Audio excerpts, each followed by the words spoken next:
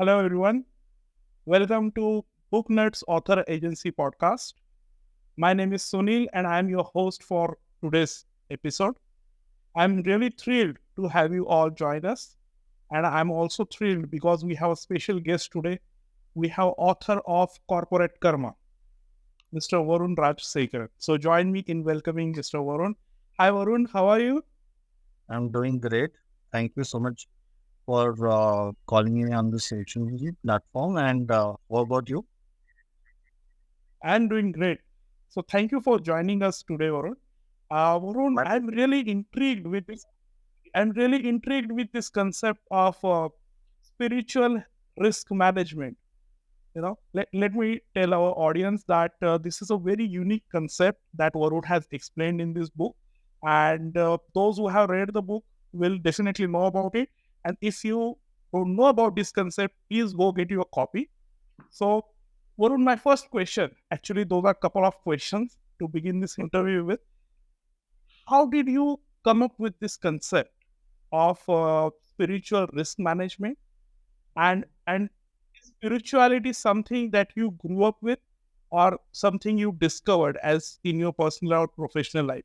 Please, insight. Give us your insight.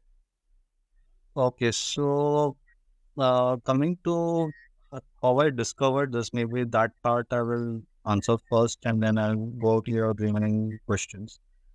So this part of spirituality was uh, ingrained in my childhood itself.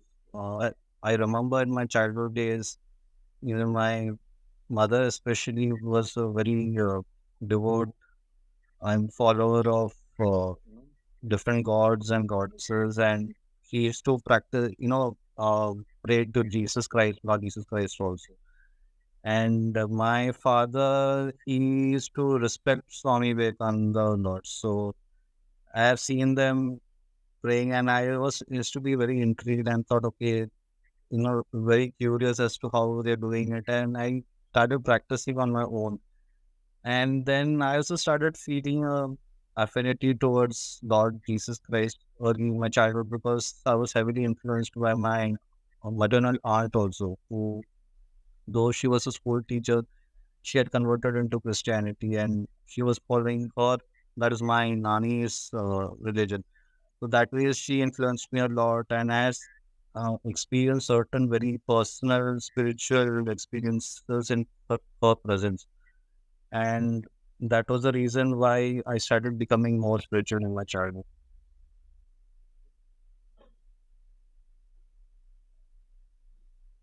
Okay, and how did you come up with this concept of? I mean, we have read about your experience in corporate life. So how did you come up with this concept? Like I remember in management there is a subject called as organizational behavior. Yeah, I feel like you have put in this spirituality into organizational behavior. So how this yeah. concept came into your mind? Uh, this concept came into my mind probably around 3, 4 years into my corporate journey. I had certain experiences in my career wherein I faced certain challenges initially in terms of my deliverables, which I could deliver later on successfully because of my own hard work. But later on, I started seeing challenges in terms of culture, favoritism and lack of communication from the superiors and a lot of manipulation in the office. And then that pattern repeated more after I changed my department. And that is where I started thinking very strongly about, how do I tackle it at a personal level.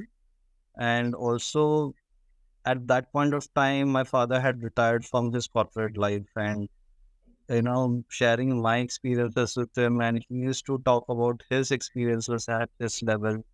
And he put in a thought that why not, write about something, or write a book about how can we tackle this from a spiritual point of view, because he had seen me practice a lot of spirituality in my childhood, and even after my marriage, I took initiation into Kriya Yoga and practiced that quite regularly. So that was the time he, just asked me or rather gave me an interesting idea as why not start writing a book on something which combines spirituality and maybe corporate life. So that was when I started writing down and jotting down my thoughts, but it was not in a very crystallized form. Later on, then in my second phase of my career, I got an opportunity to work extensively in the area of risk management through my process department wherein I was working in. And that is where one day when I was just exploring or studying a new aspect of it called opportunity management, that was where it struck to me that, oh yes, this is very similar to what, spirituality is. It talks about connecting with your own value systems and connecting with something beyond yourself.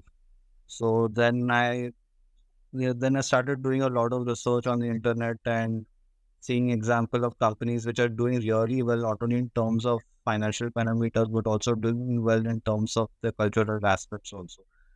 And then slowly, then I started getting time also to devote a lot to write on this book.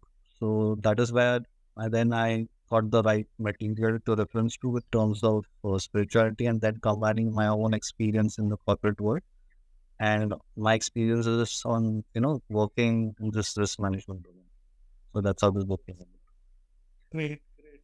When I read this concept now, when I read your book, I felt like यार ये always it was always there in front of us, but we didn't realize it before. मतलब ये हमें पता कैसे नहीं चला, ऐसे थोड़ा मुझे फील हुआ बाद में. So as so of course, I mean, because this is a new concept for me, there are again a lot of questions, but of course we have a limitation of time, so we'll make Yes. sure that I'll try to ask you as many questions as possible. So Yeah. as you have mentioned now, you since childhood you had different backgrounds, Yes. different background of spirituality, spiritual practices, Yeah. and that's how you search or you modified your own way of practicing spirituality. So when we're talking about corporate, do you feel like there are people coming from different backgrounds, so is it possible to standardize the spirituality within your workplace? What do you feel about it? No, it, it it is very individual. See, spirituality when you talk about it, it it refers to your own experience. And see, something like just take an example like yoga, which is becoming very popular across the world. That may be appealing to me, but it may not be appealing to you. Similarly, if I say, let's take chanting. Now, chanting may be appealing to you, but it not be appealing to me. So it depends upon the person's personality, his likes and dislikes, and then based on that, this spiritual risk management practices need to be tweaked. So first, rather do a psychoanalysis of that person or that employee, and then based on what his zone of like is, then accordingly you can recommend something to based on his current health status. That would be the way to go. Great, great. Since I'm associated with field of Ayurveda, I know that in Indian context, when we talk about health, it is not just physical health, but physical, mental, as well as spiritual health. So I think that is really interesting when you're talking about analyzing the health and Yeah. again having the spiritual health come up with it. I think there is a lot of traditional Indian thing associated with this, and of course you have mentioned a lot of references within your book. Yeah. So again, talking about management and spirituality, I remember the Maslow's theory of hierarchy of needs, and it starts with the basic needs and then goes up, and the final thing is about spirituality and everything. So Yes. how currently, as post-COVID world, we are facing a lot of issues with the corporate world. Like there is high attrition rate, and salaries are reduced, promotions cancelled. Uh, how do you think? the concept of spiritual risk management will be accepted by the corporate world in India or global scenario? Uh, See, if you want my honest opinion on this, this is something that will take some time to get into people's hearts because even if you look at Maslow's hierarchy, he talks about basic needs to be fulfilled first, and then spiritual actualization or other self-realization sits at the top of the pyramid. So if you look at my concept of spiritual risk management sits at the top of the pyramid. If you look Mm, at Maslow's theory, so mm, the current problem that you're talking about of attrition and em- around the 80% of employees across the world, not being happy with their jobs. That is something which sits at the second level, which is the emotional needs and the financial needs. So if that is fulfilled first, then I think it will be a great step by all the organizations, and then they can think about implementing this concept which I have written in my book, across all the departments because people will not accept this. The first question, say I am currently working in a top MNC, and if this had been implemented mm. in my organization, and if I had not had an open mind, I would have asked them the first question is first you get my salary adjusted to inflation, and then after that you can talk about this. So I don't think this will be accepted now. Maybe top organizations like Unilever and Google and Microsoft, maybe there's a chance, but I don't see this happening in the Indian context. Varun, so all of us have different rituals that we follow to maintain our spiritual health. So we'd like to know what Varun does in his everyday life to maintain his spirituality. Okay. See, currently I practice chanting in the morning and followed for around 10 minutes, and then followed by a gratitude prayer to God, and then I write a letter of gratitude to money because money is energy for me. And throughout the day, whenever I get free time, I try to practice this technique called the Hopono technique.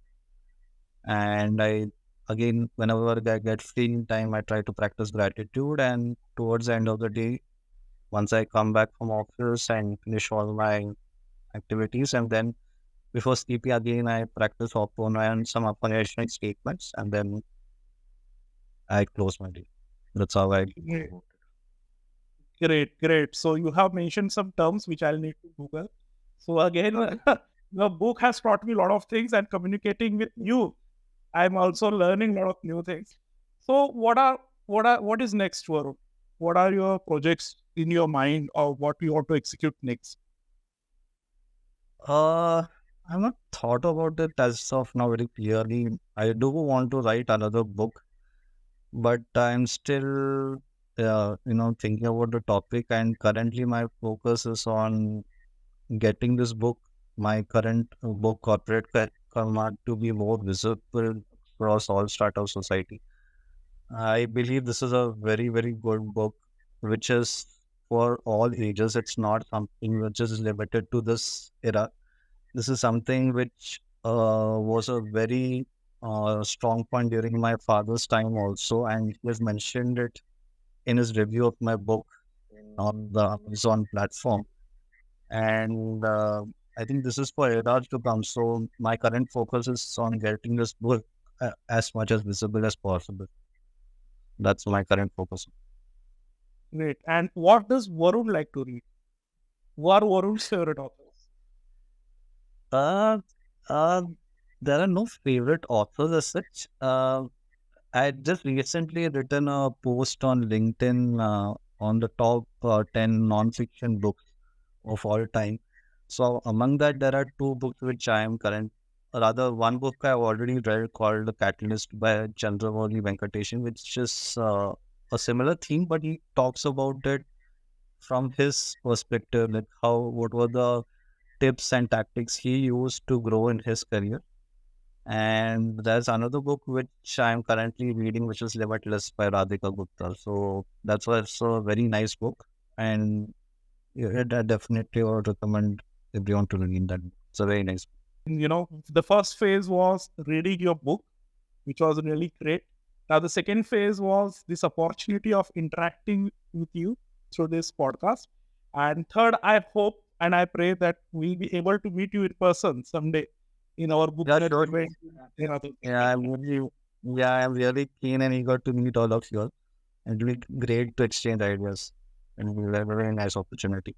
So, Varun, when I was reading this book, being an academician, I felt that this concept can also be implemented in schools and colleges because there are again students coming from different regions and different religions, and many a times we experience a lot of conflicts happening.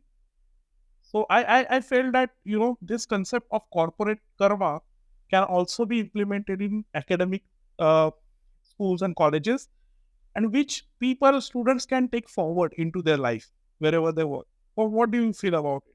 Is it possible? Yeah, yeah, it's definitely possible. It can be adopted at school and college levels also. And the way to go for this, as you rightly suggested, would be to take small baby steps at the school level, especially considering the age of students. And now that we are, promoting yoga across the world as Indian patent, and maybe we can start with that.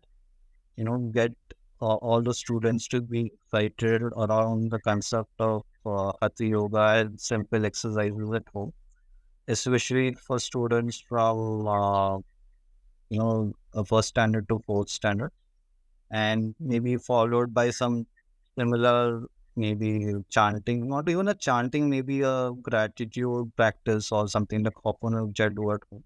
It's very simple. It's just a matter of 30 seconds. You just say those statements, and uh, you don't think about it much. You just forget about it. So we can start with those two practices and in the secondary section, that's from fifth standard to the 12th standard, maybe a little more advanced apart from these two practices.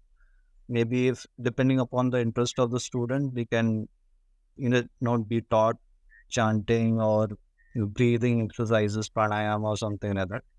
Maybe before the school. I think some of the schools do have these practices, like they have normal prayers, and some do national anthem singing and so on. Maybe you can add this as part of that, just a 5 minute breathing pranayama practice before and after school, especially after lunch when students start dozing off.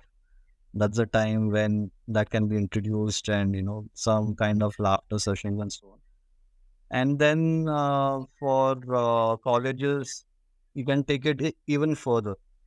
Maybe if they're really interested, explore. You can introduce subjects around yoga and you know all chanting, and even though the we do these pujas at home, right? Something like that, a subject revolving around that. Because what I've heard is in abroad, especially in Germany and in USA, they have subjects on these things, which is very, very surprising. Being an Indian concept, they have already done extensive research, and they're already using it. So why not make this as a subject in our universities and let students make it as part of the career? That's how we Mm. go about it. Yeah. When I look at the cover, I feel that there is some work going on about time management, and there is a justice symbol of justice. Is there something that you want to tell from your, like, you want to say from your cover page? Like, Yeah. See, if you look at this cover out here. So yeah, I it talks about this concept on this justice and time management, and give it equal importance to both men and women in the corporate world. Because even if you look at women in the corporate space, there are very few women who are actively part of the corporate world, and because of family responsibilities, they're not ready to take it up. So my book aims to emphasize on spirituality, which balances all aspects of one's life. And if you start at the spiritual aspect, which is our core, then automatically everything will fall in place, whether it is, mental and physical also. So that's what this image talks about. Great. Okay, thank you very much, Varun, for joining us today. It was a Thank great delight to communicate with you. As I mentioned before, uh, you know, reading your book was the first thing. Second thing was to communicating with you through this podcast, and we are looking forward to meet you in person someday in our Booknerds event in Dehradun. So Yeah, thank you we are so much. looking Thank you forward. so much. It was wonderful interview. I will be very keen to meet all of you. Thank you so much. Yes, thank you. So I hope our audience has enjoyed this session just as we all did. And remember, the field of literature is vast, and there are always new voices to be heard and new stories to be told. So follow our podcast, the Book Nerds Author Agency podcast, to get connected with more authors of our times. So take care. Thank you so much.